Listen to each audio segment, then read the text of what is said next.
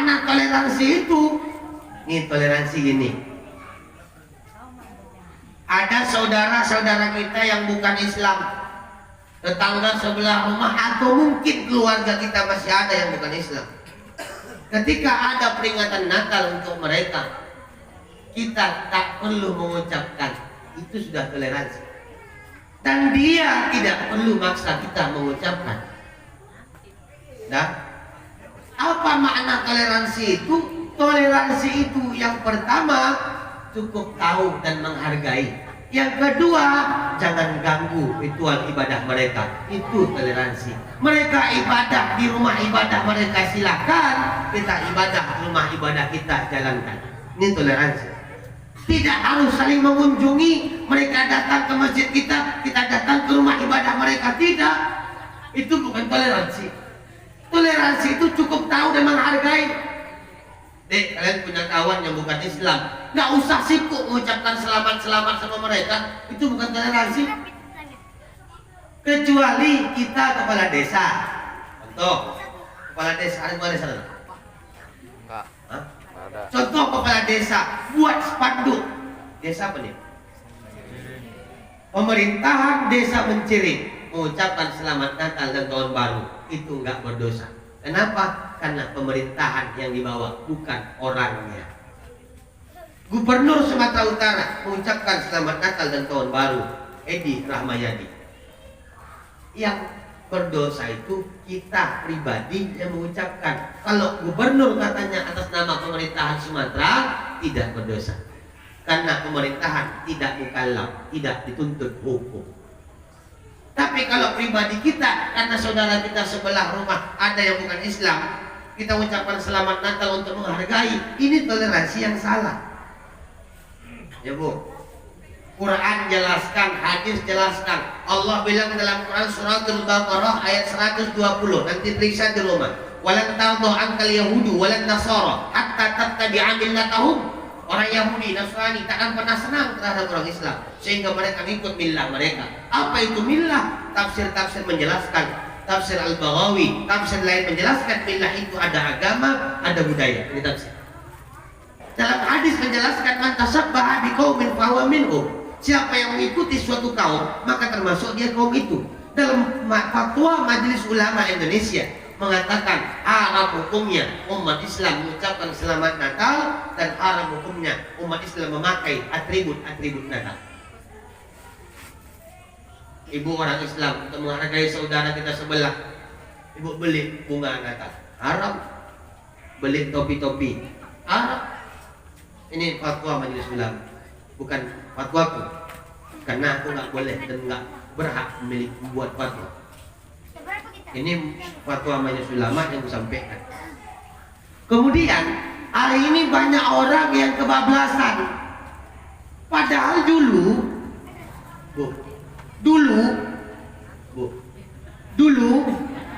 di zaman Rasul pun pernah terjadi, Pak. Dulu Rasulullah Shallallahu Alaihi Wasallam ditawarkan kayak gitu juga. Pertama, Rasul dikasih tawaran agar dakwahnya berhenti. Apa kata orang-orang itu? Orang-orang kafir di Quraisy.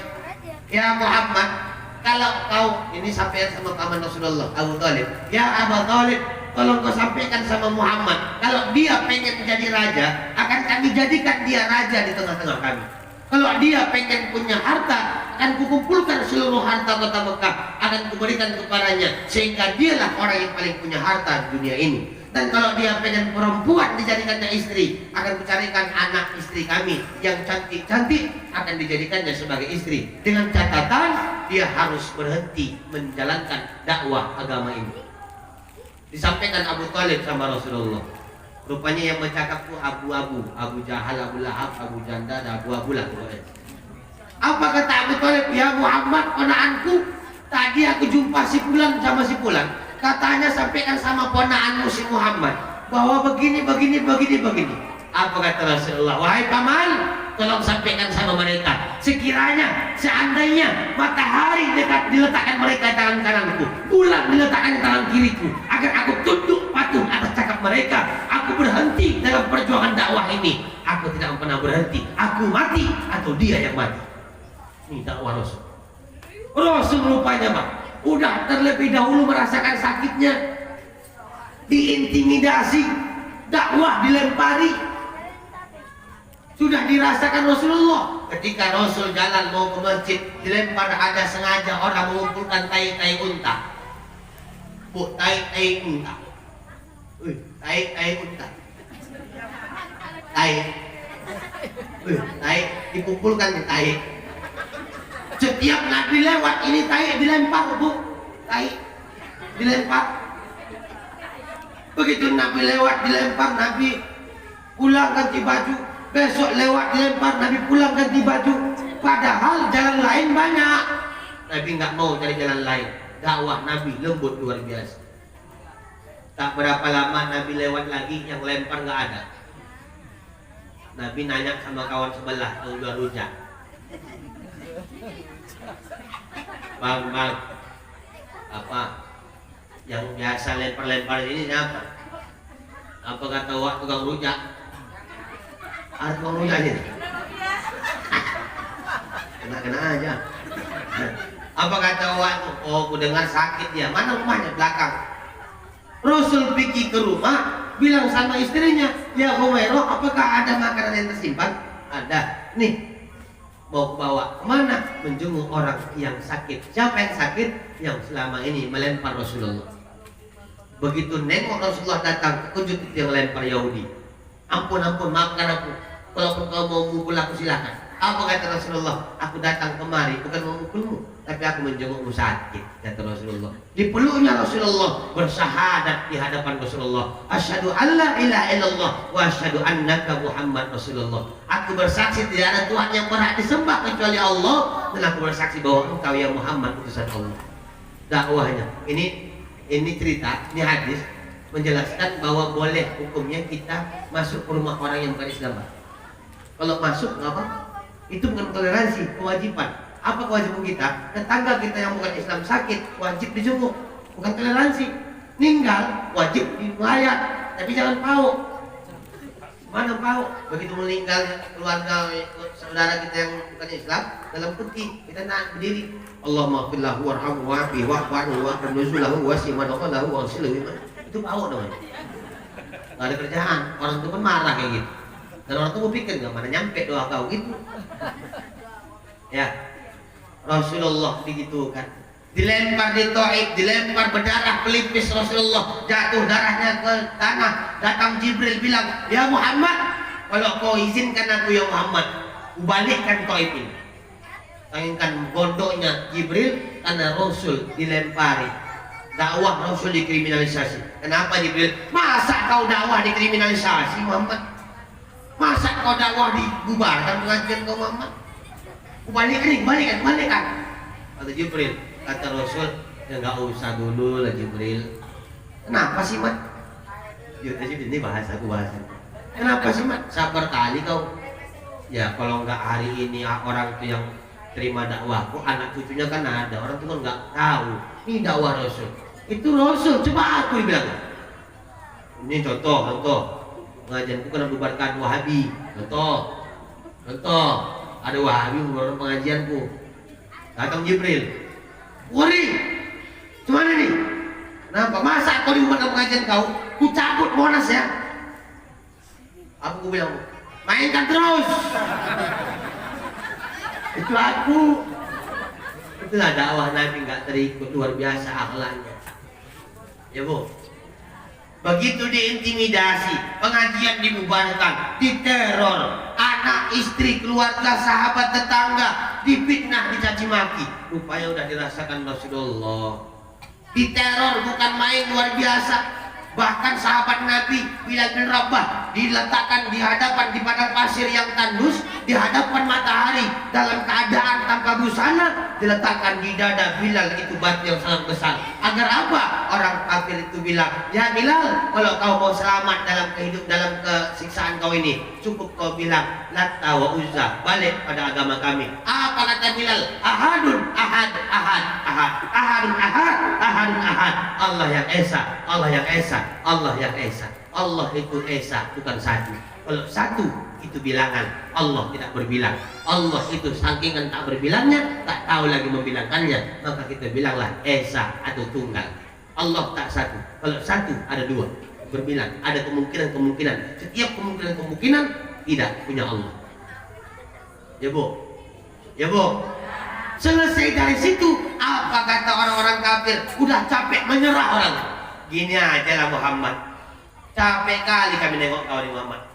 Kami takut terjadi pula peperangan antara kita Muhammad. Kau ponakanku, kita keluarga, kita satu suku Quraisy Muhammad. Daripada ribut perpecahan terjadi, tumpah darah ada, perang saudara terjadi ya Muhammad. Gini aja lah, cari jalan keluar. Ini jalan tengah nih, jalan penghabisan nih Muhammad. Semana? Kata Rasul.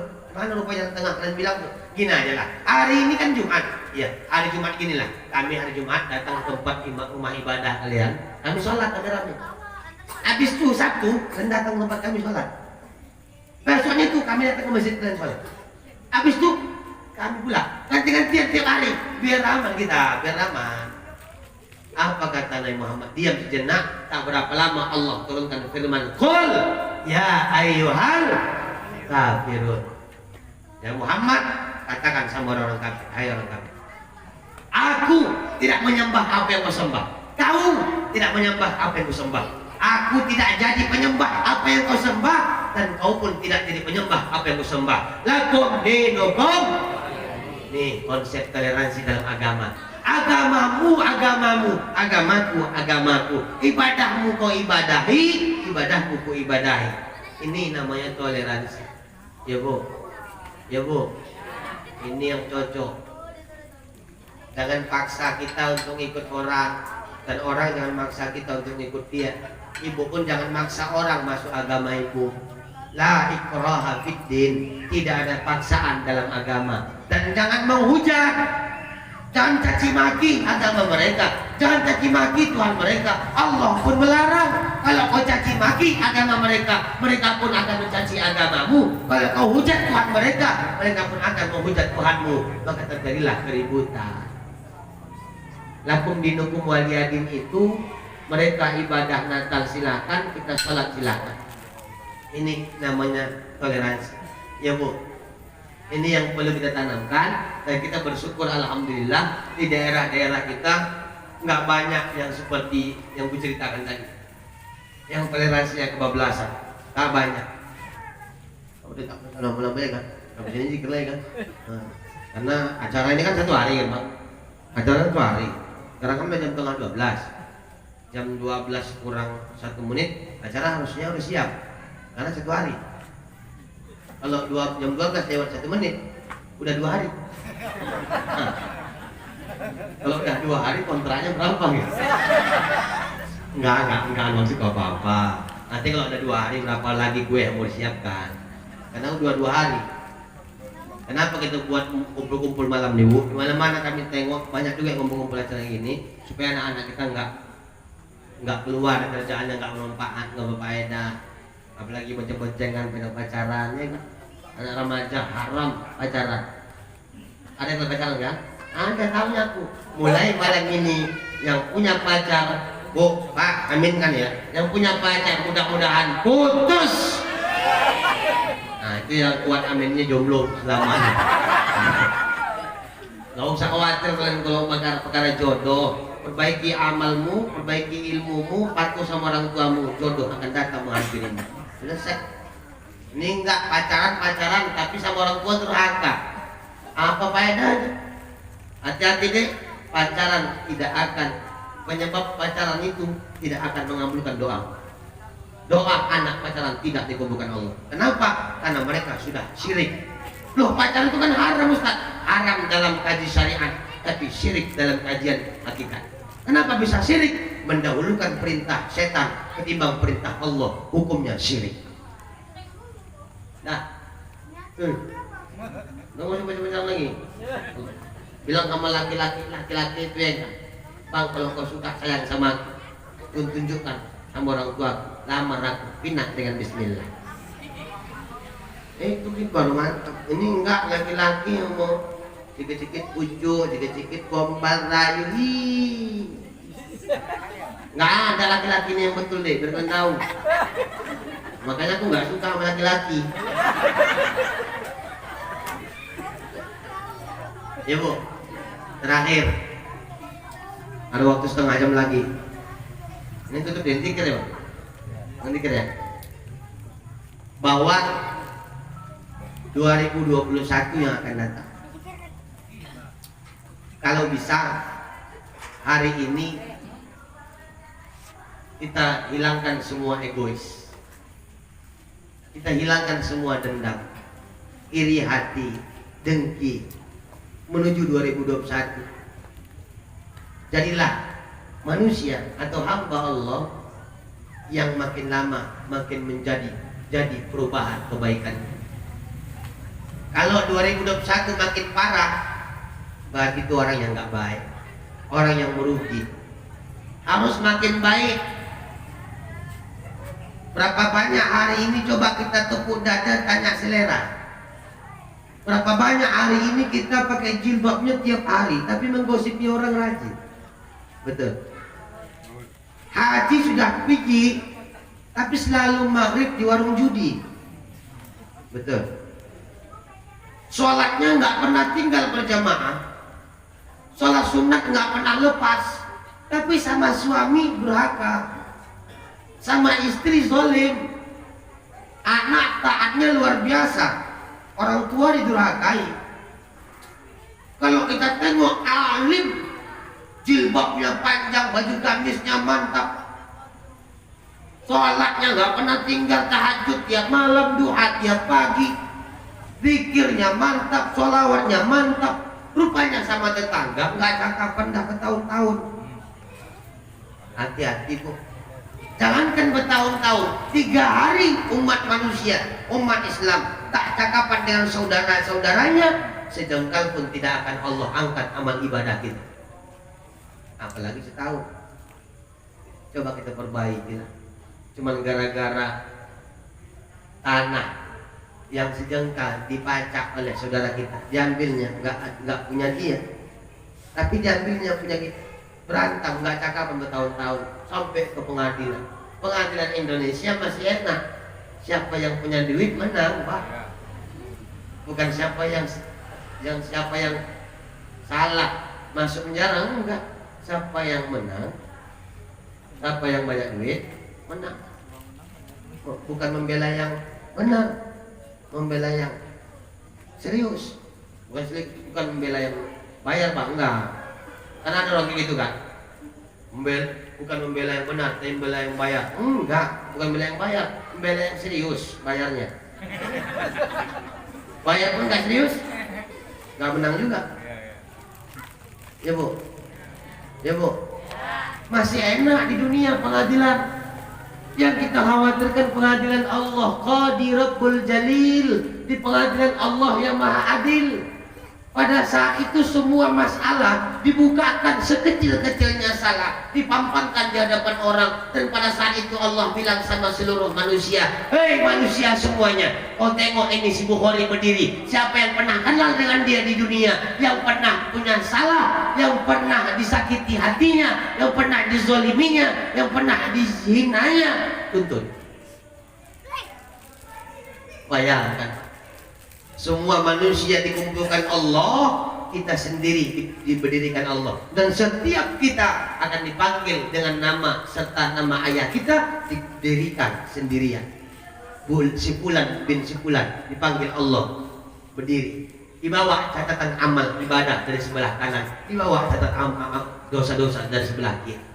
Begitu sudah ditunjukkan pahala-pahala sholat, zakat, haji, puasa, umrah, sedekah, santunan anak yatim, baik sama orang miskin, patuh sama suami, sudah ditunjukkan pahalanya. Rupanya karena Allah bilang siapa yang mau nuntut, tuntut. Dan pada saat itu tuntutan tidak ada ditolak, semua diterima Allah. Semua angkat tangan, ya Rob, aku mau nuntut, silakan. Ya Allah, itu tetanggaku dulu di Mencirim. Rupanya emak-emak sebelah juga. Kenapa?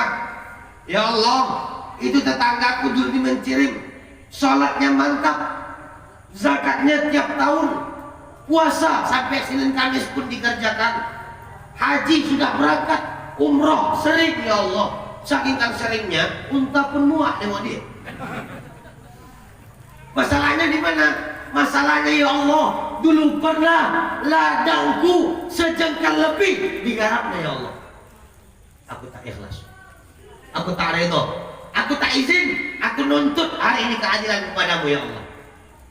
Apa yang terjadi Bu? Kita berdiri sendirian karena dituntut. Bayangkan, mohon maaf, hari ini begini, nggak pada rame ini kan. Berdiri Ibu, dibukakan aib dan dosa Ibu, malu. Tapi di hadapan akhiratnya Allah, semua orang akan nengok semuanya. Betul atau enggak cakap waktu? Dibukakan layar, macam layar kancah.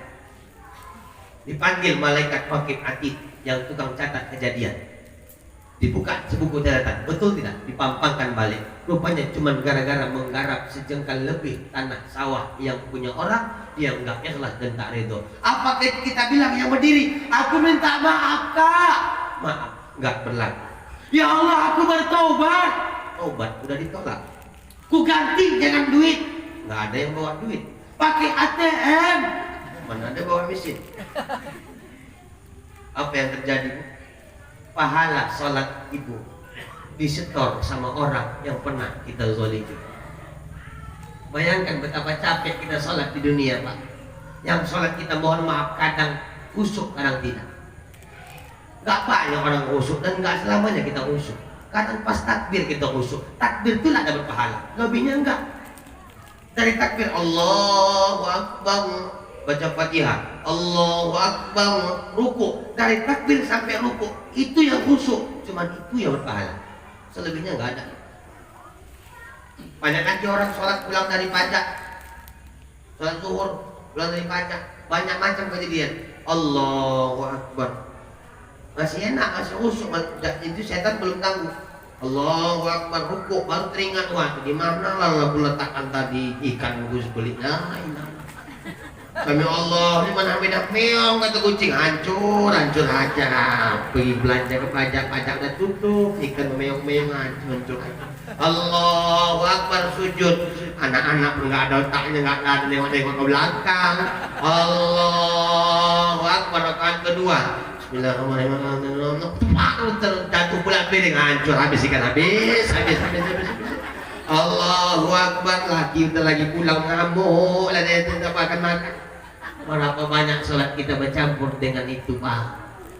Berapa banyak sholat kita bercampur dengan hal-hal yang tidak bermanfaat? Bahkan mohon maaf, kesalahan yang paling fatal, kesalahan yang paling fatal, dosa yang paling luar biasa, sholat lupa rakaat. Apa rupanya kesibukan kita sehingga rakaat sholat yang sedikit pun kita lupakan. Allahu Akbar. Berapa ya tadi? 3, 4. Padahal waktu sholat subuh 3 atau 4. Bingung.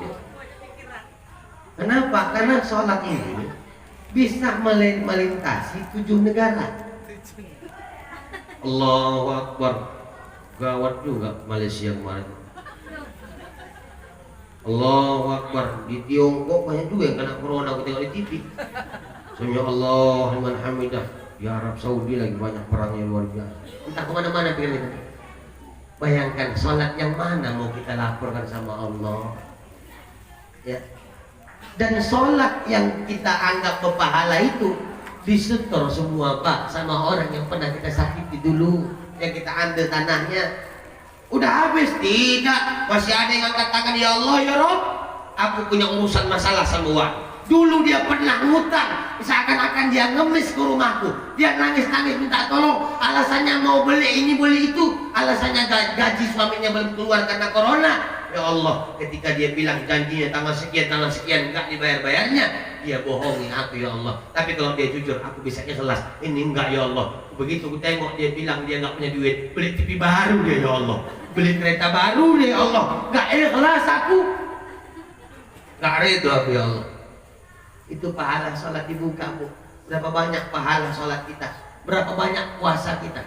Puasa itu, berapa banyak puasa kita yang kadang cuma nahan haus dan lapar aja. Puasa juga mencakapi orang rajin. Puasa juga, sholat nggak dikerjain. Itu puasa cuma menahan lapar dan dahaga haus. Dan itulah pahala yang mau kita setorkan sama orang, Bu. Habis pahala puasa, habis sholat, pahala zakat, haji, umrah, udah disetor untuk bayar hutang sama orang yang kita salahkan, sama orang yang kita sakiti, kita zalimi, kita aniaya, kita pukul, bahkan yang kita bunuh secara tidak menurut hukum syara. Ini sudah selesai, awak pikir rupanya masih ada orang nuntut pahala, udah habis. Di sini bangkrutnya, Bu. Atadruna manil muflis, kata Nabi. Tahukah kalian orang yang bangkrut? Inilah orang yang bangkrut. Pahala ibadah udah habis disetor sama orang, rupanya orang masih banyak nuntut. Apa yang mau disetor lagi? Dosa-dosa orang tuh numpuk sama kita. Habis itu barulah masuk dalam neraka. Mana pantas masuk surga yang banyak dosa? Maka pesanku untuk kita terangkan ini, mana tahu ada salah sama ipar, gara-gara harta warisan sama ipar nggak cakap, gara-gara nggak senang sama tetangga nggak cakap. Bahkan ada hari ini sama orang tuanya dia baik, tapi sama mertua nggak baik. La ilaha illallah. Orang tua sama mertua derajatnya sama di hadapan Allah. Ada ngetuk pintu, assalamualaikum, suruh anak nengok. Siapa nak tengok? Nenek, mak. Dari mana? Pinje. Bawa apa nenek kau? Bawa tas 2 biji. Hancur 3 hari di rumah. Merasa beban. Orang tuanya, mertuanya datang ke rumahnya menganggap menjadi beban. Bu, kalau ada kita sebagai anak atau menantu menganggap orang tua atau mertua kita datang ke rumah kita, berapa hari pun kita menganggap itu jadi beban, itulah awal kemelaratan hidup kita di dunia dan sengsara di akhirat. Orang tua tak pernah komplain kalau kita tinggal di rumahnya berapa lama pun. Tapi kenapa kita komplain jika orang tua numpang di rumah kita berapa hari? Dan coba periksa hari ini, berapa banyak dosa sama orang tua kita, berapa banyak dosa sama mertua kita, berapa banyak dosa sama suami kita. Yang hari ini lebih ramah kita sama suami orang ketimbang suami awak.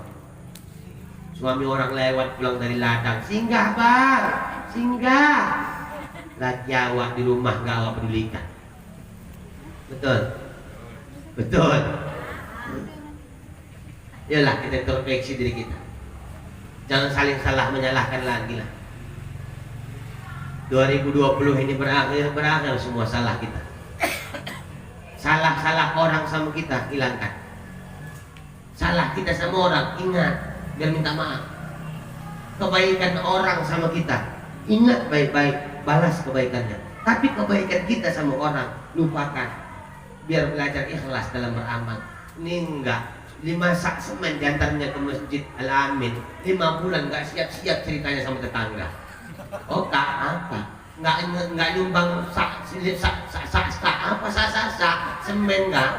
Semen kan pakai sak. Kenapa?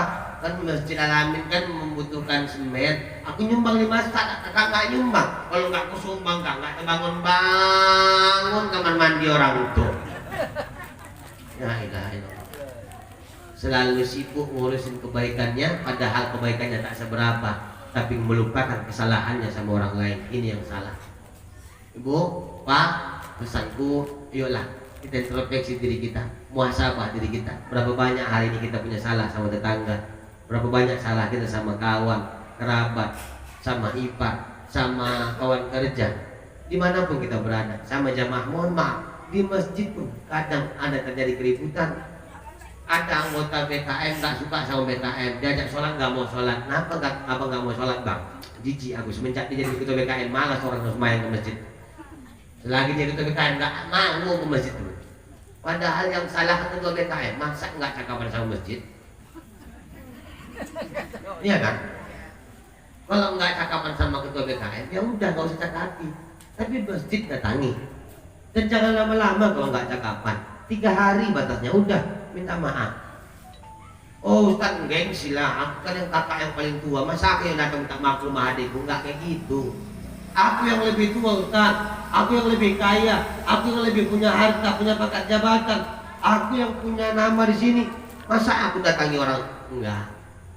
Enggak perkara itunya. Iblis pun dulu kayak gitu ngomongnya. Kenapa iblis tak mau sujud sama Adam? Kata Allah.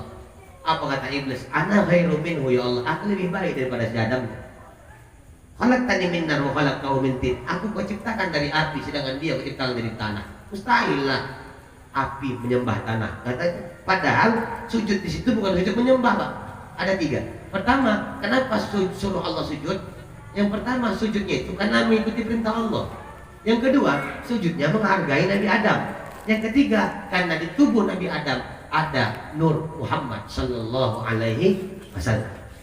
Perbaiki semua itu. Hati ini kalau dipeturut gawat. Kalau kita berharap orang mengerti kita, ini yang gawat. Tapi coba kita yang berusaha mengerti orang lain. Gak ada berantamnya hidup. Jangan berharap orang mengerti kita, tapi kita yang berharap mengerti sama orang lain. Insya Allah gak ada iri dengki, gak ada caci maki, cercaan, celaan, gak ada. Maka malam bilang tangga nunggu jam 00 lewat 00, ya kan? Orang jam 00 lewat 00 ngidupkan trompet, petasan, mercon dan lain sebagainya. Silakan mereka hambur-hamburkan uang yang begitu banyak mereka cari. Sampai seberapa lah kelak tangan yang main mercon akan ditanya Allah, apa maksud tujuan kau main mercon? Ketika kita tiup trompet, terbayang tidak? Ketika kita sibuk di seluruh daerah meniupkan trompet, Allah perintahkan malaikat Israfil meniupkan trompet. Israfil, tiupkan trompet kau, tandingi trompet orang. Ini aja gawat, apalagi trompet Israfil. Terbalik dunia 3 kali tiupan.